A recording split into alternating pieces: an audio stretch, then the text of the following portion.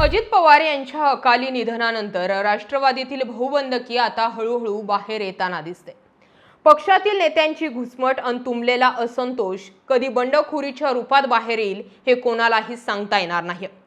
मंगळवारी मुंबईत झालेल्या पक्षाच्या बैठकीत छगन भुजबळ आणि सुनील तटकरे या दोन वरिष्ठ नेत्यांमध्ये जी खडाजंगी झाली त्यावरून पक्षात सर्व काही ठीकठाक आहे असं नाही। खरं तर पुढील महिन्यात येऊ घातलेल्या पक्षाचा वर्धापन दिन आणि विधान परिषद निवडणुकीच्या निमित्तानं ही बैठक आयोजित करण्यात आली होती। परंतु बैठकीत विषय दुसरीकडेच भरकटला। इतक्या दिवसांची मनात दाबून धरलेली खतखत सुनील तटकरेंनी बैठकीत बोलून दाखवताच त्याला छगन भुजबळ क्रॉस गेल्यानं हा शाब्दिक भडका उडाला। राष्ट्रवादीच्या बैठकीत नेमका काय घडलं आणि यामुळे राष्ट्रवादीची सूत्र कशी कुठे कशी फिरणार यावर बोलूयात। बैठकीत प्रदेशाध्यक्ष सुनील तटकरे यांनी अत्यंत उद्विग्नपणे आपली नाराजी बोलून दाखवली। अजितदादांच्या निधनापासून पक्ष एकसंघ राहिलेला नाहीये आणि सुनेत्रा वहिनींच्या पाठीशी उभं राहण्यासाठी मी आणि प्रफुल्ल पटेल रात्रंदिवस मेहनत घेत आहोत। मात्र विरोधकांकडून जेव्हा आमच्यावर वैयक्तिक टीका होते तेव्हा पक्षाचा एकही आमदार किंवा ज्येष्ठ नेता आमच्या बचावासाठी पुढे येत नाही अशी खंत तटकरेंनी व्यक्त केली। दोन्ही राष्ट्रवादीच्या विलीनीकरणाच्या चर्चेवरून फक्त आपल्याला आणि पटेलांना टीकेचे धनी व्हावे लागते। अशा वेळी पक्षाकडून कुठलाही पाठिंबा मिळत नसल्याचा आरोप तटकरेंनी केला। तटकरे जेव्हा आपली नाराजी मांडत होते तेव्हा छगन भुजबळ यांनी त्यांना मध्येच थांबवलं। जे झालं ते झालं, ते विषय आता सोडून द्या, विषय लवकर संपवा, आपल्याला महायुतीच्या समन्वय समितीच्या बैठकीला जायचं असल्याचं सांगत भाषण आवर्त घ्या असा सल्ला भुजबळांनी दिला। यावरून दोन्ही नेत्यांमध्ये भर बैठकीतच तीव्र शाब्दिक चकमक उडाली।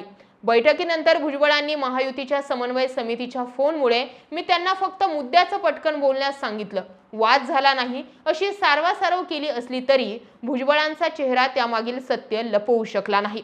बैठकीत काहीतरी बिनसलं असल्याचं त्यांच्या बोलण्यातून स्पष्ट होत होतं। एकीकडे पक्षाच्या बैठकीत राडा झालेला असताना दुसरीकडे पक्षाचे राष्ट्रीय कार्याध्यक्ष असलेले प्रफुल्ल पटेल मुंबईत उपस्थित असूनही या अत्यंत महत्त्वाच्या बैठकीला फिरकले नाहीत।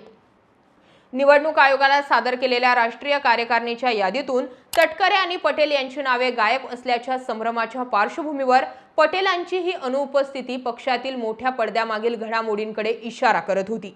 छगन भुजबळ यांनाही पटेलांच्या गैरहजेरीबाबत जेव्हा पत्रकारांनी विचारलं तेव्हा त्याचं त्यांना ठोस उत्तर देता आलेलं नाही।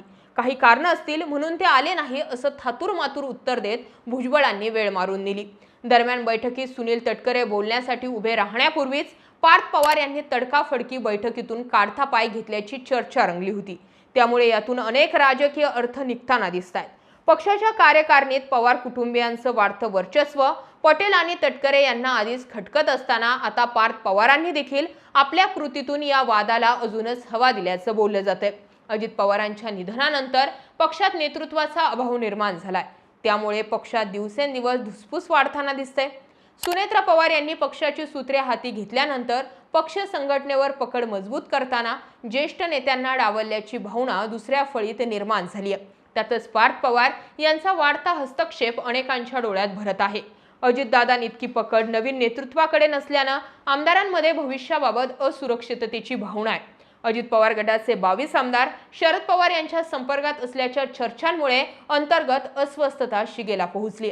पक्षात पुन्हा बंडखोरी होण्याची चर्चा राजकीय वर्तुळात आहे। रोहित पवार यांच्याकडून होणाऱ्या आरोपांना आक्रमक उत्तर देण्याची मागणी आमदारांनी केली असली तरी मध्यंतरी काही आमदार आणि सुनील तटकरे यांनी शरद पवारांची भेट घेतल्यानं पक्षातील अंतर्गत गोंधळ आणखीनच वाढलाय। नेमकं कोणाच्या बाजूने जावं असा प्रश्न आता आमदारांना पडलाय। छगन भुजबळांनी पक्षात कोणतीही फूट नाही, पक्षातले आमदार कुठेही गेलेले नाहीत असा दावा केला असला तरी पडद्यामागे आमदारांची मोठ्या प्रमाणावर चलबिचल सुरू आहे। भुजबळ, तटकरे आणि पटेल यांच्यासारख्या बलाढ्य नेत्यांना एकत्र बांधून ठेवणं आणि त्यांच्यातील अंतर्गत हेवेदावे मोडीत काढणं हे सुनेत्रा पवारांसमोरील पहिलं मोठं आव्हान आहे। बैठकीत सुनेत्रा पवारांनी पक्षाची बदनामी करणाऱ्यांना सडेतोड उत्तर द्या आणि पक्ष एकसंध ठेवा असल्याचा संदेश जनतेपर्यंत पोहोचवला।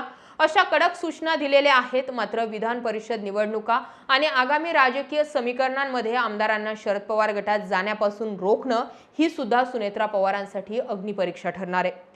अजित पवारांच्या निधनानंतर राष्ट्रवादीतील अंतर्गत कलह आणि आता नियंत्रणाबाहेर गेलेल्या ह्या सगळ्या गोष्टी हे कालच्या म्हणजे मंगळवारच्या बैठकीवरून सिद्ध झालंय. सुनेत्रा पवार आणि पार्थ पवार यांच्या नेतृत्वाला अजूनही म्हणावी तशी मान्यता द्यायला त्यांच्या पक्षातील नेते तयार नाहीत.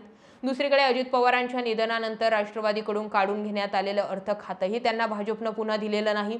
अर्थ खातं पुन्हा राष्ट्रवादीला द्यावं अशी मागणी होत असताना भाजप याला जाणून बुजून उशीर करत असल्याचा आरोप होतोय आणि त्यामुळे एकीकडे पक्षावर आपला होल्ड कायम ठेवणं आणि दुसरीकडे महायुतीत आपल्या पक्षाचं स्थान मजबूत करणं या दुहेरी आव्हानांचा सामना सुनेत्रा पवारांना करावा लागतोय.